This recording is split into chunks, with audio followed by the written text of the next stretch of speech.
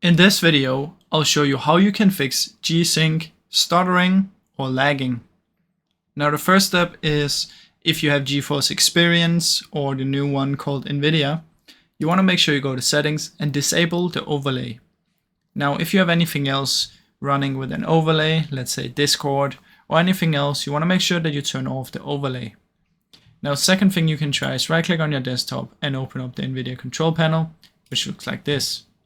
In here, head to manage 3D settings, scroll down to the M and check if you have something called monitor technology.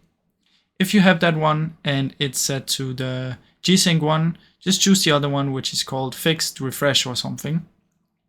Now if that still doesn't work, what you can do is come down until you find the vertical sync, try and turn this on, so click here and turn on. Now, if it's still not working, what you can do is you can go into your game and go into the graphics settings and try and turn VSync on from in there. Now, I really hope any of these helped fix the issue. If they did, please leave a like and subscribe, as it helps me out a ton. Thank you so much for watching.